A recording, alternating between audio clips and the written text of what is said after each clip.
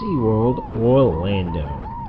With a strong collection of animals and shows, SeaWorld Orlando is a fun park. They have worked to add more coasters with additions in 2022, 2023, and 2024. Now sporting 8 roller coasters, this is a deep lineup, particularly for B&M coasters. But which do I enjoy the most? Find out in this countdown. Number 8. Super Grover's Boxcar Derby. With nice Sesame Street theming and a long train, this is a simple and fun coaster for families. The back car does offer a bit more off the first drop, so it's best from a thrills perspective.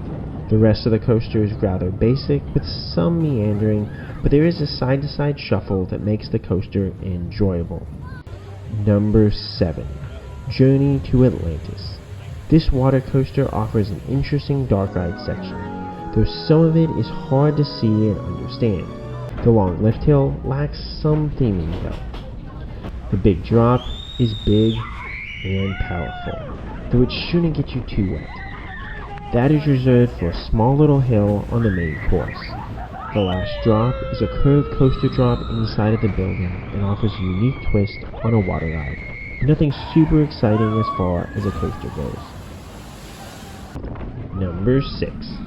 Pipeline the Surf Coaster.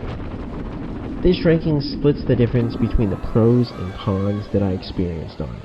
The airtime is incredible as the seats will bounce up, allowing you to jump with the airtime hills.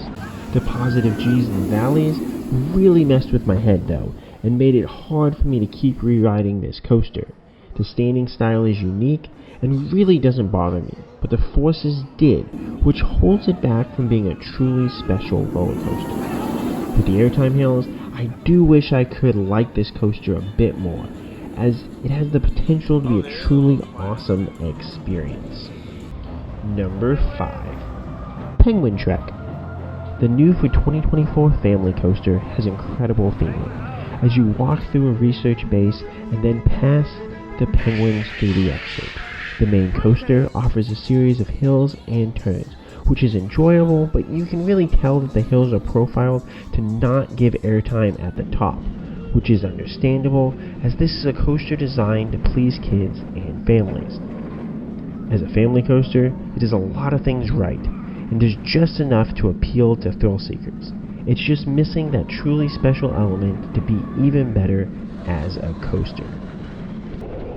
Number 4. Icebreaker. Originally, I had this as the second best coaster in the park, with the comfort collars that it opened with. The ejector airtime over the top hat was some of the best that I've experienced anywhere. Now, the coaster has removed the comfort collars, and my latest rides were absolutely painful, as the restraint came down in a crushing way during my ride. You can see in my one POV where I had to focus on survival versus trying to film my POV. The second half of Icebreaker was giving way better airtime though, and forces under this condition, so I'm hoping that I can learn how to ride this coaster correctly again, but it could also continue to follow my rankings if it continues to offer so much pain that the pain overshadows the otherwise strong elements that this coaster has. Number 3. Kraken. I have referred to this as my favorite floorless coaster. The Superman Krypton coaster's first row is beginning to grow on me again.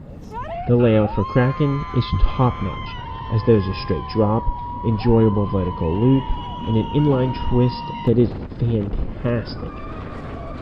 Normally those are not my favorite versions, but this one is so cool. With a second drop off the brake run and another vertical loop in a trench, this is a great set of elements that don't beat me up while offering solid forces. Number 2. Manta. The first drop on this coaster really gave me a wow moment the first time that I rode it, but since then it hasn't been that great. The flying aspect is incredible, and it's something else looking down on all those people underneath you on the lift hill. The inversions though are a bit snappy at times and not necessarily my favorite moments.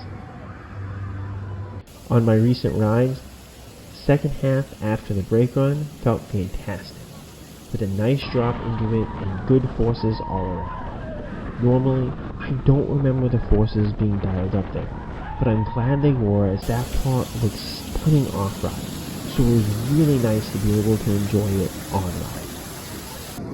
Number 1. Mako. This is one of my favorite coasters, as it has two absolutely terrific and long airtime hills. The 200-foot drop is nice, but I guess it could be a bit better. And the two tall turns do little for me as far as the forces on them. I did get some airtime on the smaller hills before the brake run, and even the hill after the brake run in the front row on my most recent ride. And adding extra airtime hills really takes this coaster to that elite level.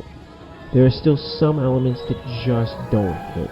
That's really the only thing holding it back from being truly one of the best roller coasters in the world. Which coasters are your favorite at SeaWorld Orlando? Do you prefer the shows and animals more than the coasters? Let me know, and as always, ขอบคุณครับ